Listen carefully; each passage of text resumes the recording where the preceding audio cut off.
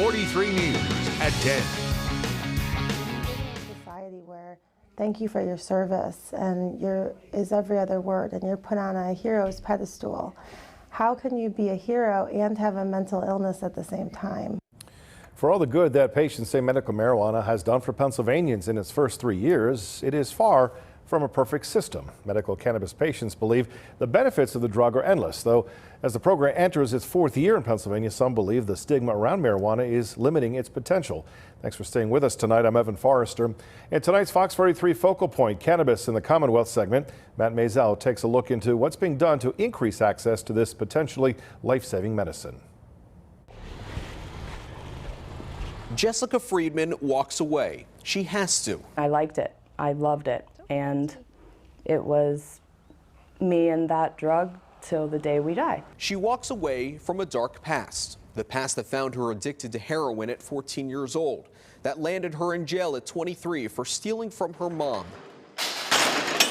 That saw her brother, a Marine Corps vet, commit suicide while addicted to the same painkillers she was hooked on too. He ended up to 22 pills a day when he shot himself in the backseat of his car. Today, Jessica Friedman is on a new drug, medical cannabis. When I start thinking like, oh, I'm getting stressed out and those old things come back, I'll just use it, and all of a sudden those thoughts slow down again. She says it saved her life, even though her brother couldn't get it in time to save his. When you live in a society where thank you for your service and is every other word, and you're put on a hero's pedestal, how can you be a hero and have a mental illness at the same time? Amber Andrusik says she wants to help. A veteran herself, Andrusik today is the Cumberland County Director of Veterans Affairs. We're not saying that we think veterans should use medicinal marijuana, but we want to make sure that they're aware that it's available. See, Andrusik says she can't flat out recommend it because marijuana is still a federally banned Schedule I drug.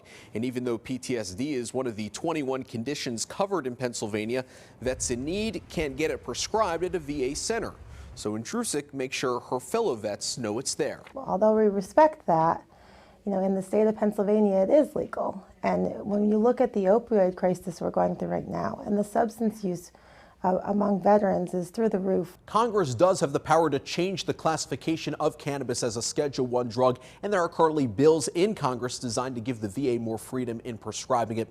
Fox 43, though, reached out multiple times to the 6 active congressmen and senators in the Fox 43 viewing area to see if they would be in favor of a marijuana classification change in the FDA. Only 3 responded, and Congressman John Joyce and Scott Perry, as well as Senator Pat Toomey, are all not in favor. In all honesty, you really want to know the facts here? Lebanon County Republican Senator Mike Fulmer is still as passionate as ever when it comes to medical marijuana. Here's a fact for you. You're not going to be hurting your liver on the long term. You're not going to be hurting your pancreas. The stigma attached to medical cannabis, he felt, is strong enough to propose SB 475, which in essence would treat card-carrying medical marijuana users the same as anyone else using prescribed medicine. Just as if they had a prescription for Oxycontin or Percocet. We don't skew them differently. I don't want medical cannabis patients to be skewed differently and to be held differently because of misconceptions and misinformation. Which brings us back to Jessica Friedman. Thank you for calling Omni PA. This is Jessica. How may I help you? Now 7 months clean, she's the operation manager for Omni Patient Advocates in Camp Hill, which basically helps guide new medical cannabis patients through the registration process. And it can be expensive.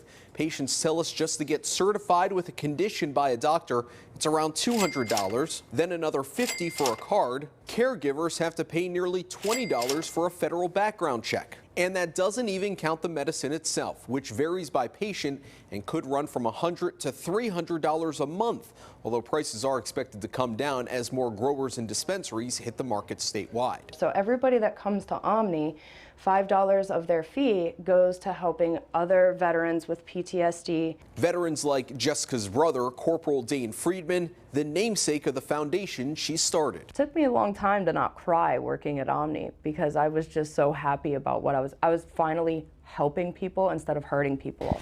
You gonna go for a walk? Jessica Friedman still walks away, only now her future is much brighter. Of the 3 congressmen who responded to our FDA question request, we've published their full responses on our website, fox43.com, and we will continue to follow up with the 3 who did not respond. As for Senator Fulmer's bill, it has been sent to the State Senate Judiciary Committee, where it is still awaiting a vote. Matt Maisel, Fox 43 News.